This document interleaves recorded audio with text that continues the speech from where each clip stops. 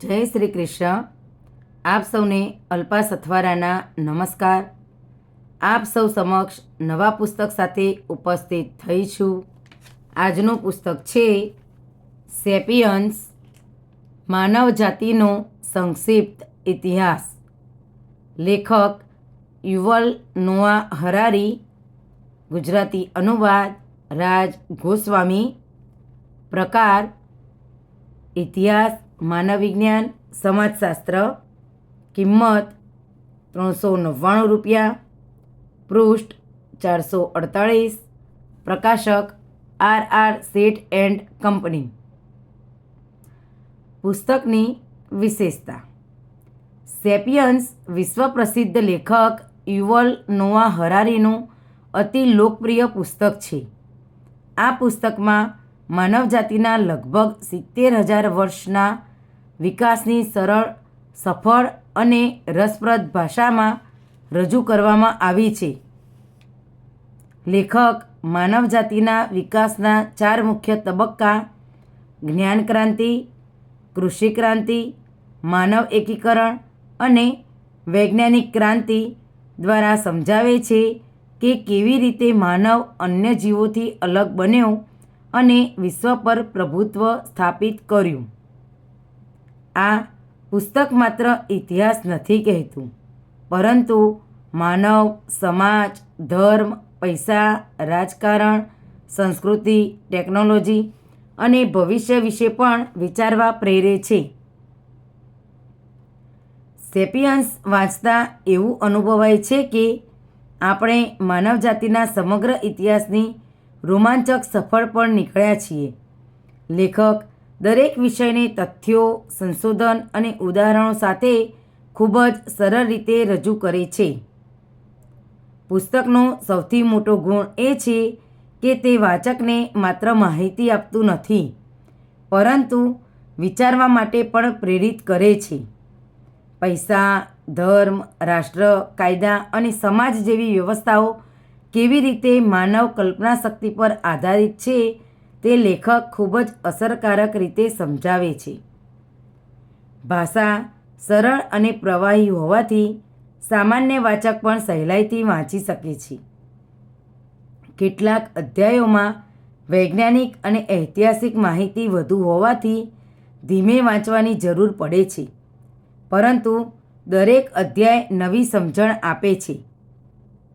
આ પુસ્તક વિદ્યાર્થીઓ, શિક્ષકો, સ્પર્ધાત્મક પરીક્ષાની તૈયારી કરતા ઉમેદવારો તેમજ ઇતિહાસ અને સમાજ વિશે રસ ધરાવતા દરેક વ્યક્તિ માટે અત્યંત ઉપયોગી છે.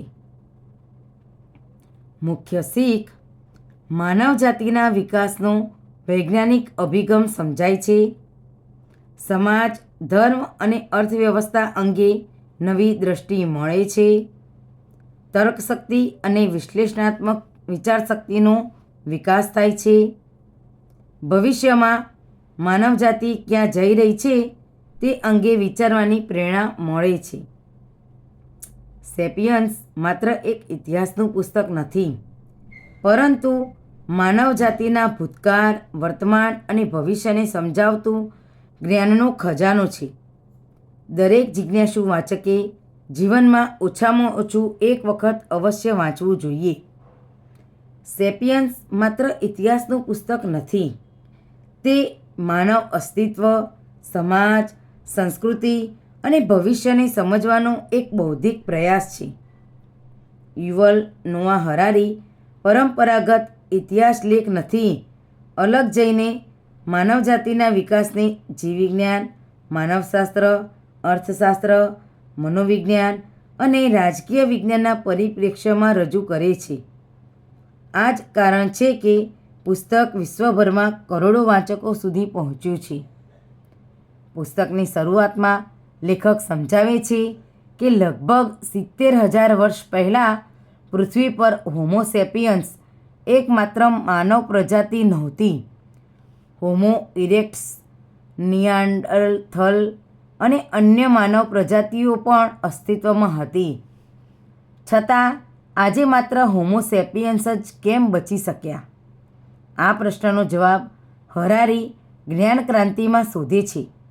તેઓ જણાવે છે કે કલ્પના કરવાની અને મોટા સમૂહોમાં સહયોગ કરવાની ક્ષમતાએ માનવજાતિને અન્ય તમામ જીવોથી અલગ સ્થાન અપાવ્યું.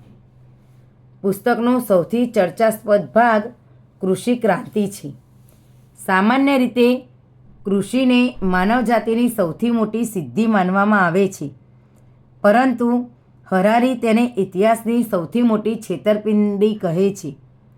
તેમના મતે ખેતીથી ખોરાકનું ઉત્પાદન વધ્યું, પરંતુ વ્યક્તિનું જીવન વધુ કઠિન બન્યું. અસમાનતા વધી અને રોગચાળો પણ વધ્યો. આ દૃષ્ટિકોણ વાચકને પરંપરાગત માન્યતાઓ પર પુનર્વિચાર કરવા મજબૂર કરે છે.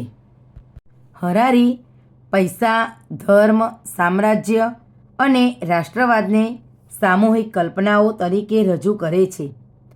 તેઓ સમજાવે છે કે ચલણનું મૂલ્ય દેશની સીમાઓ, કાયદા અથવા મોટી કંપનીઓનું અસ્તિત્વ માનવીના સામૂહિક વિશ્વાસ પર ટકેલું છે.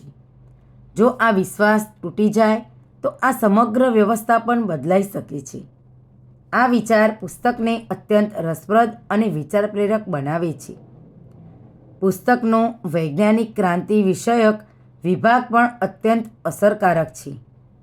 લેખક દર્શાવે છે કે છેલ્લા 500 વર્ષમાં વિજ્ઞાન, ટેકનોલોજી અને મૂડીવાદે માનવ જીવનમાં અભૂતપૂર્વ પરિવર્તન લાવ્યું છે, પરંતુ તેઓ સાથે જ પ્રશ્ન પણ પૂછે છે, શું ભૌતિક વિકાસ સાથે માનવ વધુ સુખી બન્યો છે?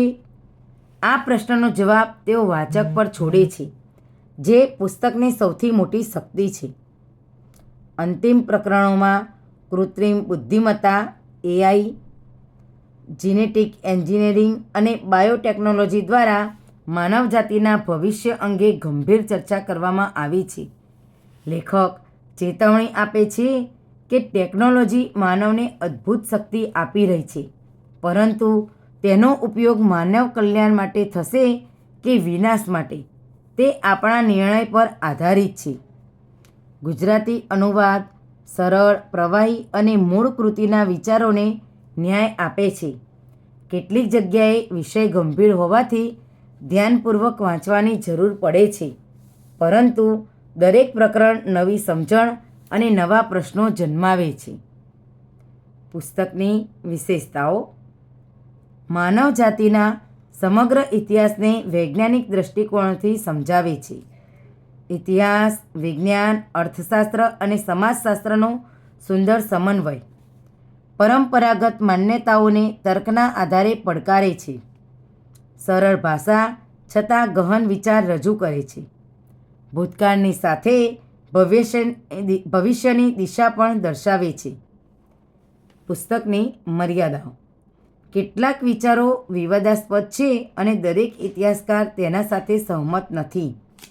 વૈજ્ઞાનિક અને તત્વચિંતનાત્મક ચર્ચાઓને કારણે કેટલાક પ્રકરણો સામાન્ય વાચક માટે થોડા કઠિન લાગી શકે.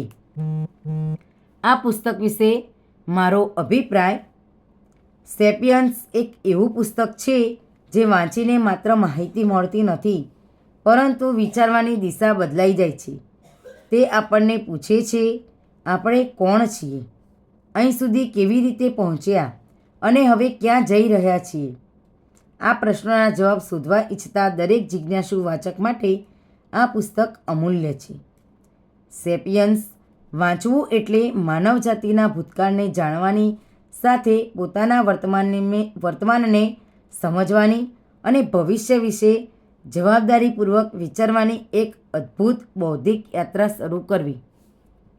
પુસ્તક પરિચય સાંભળવા બદલ આપ સૌનો ખૂબ ખૂબ આભાર. જય હિન્દ.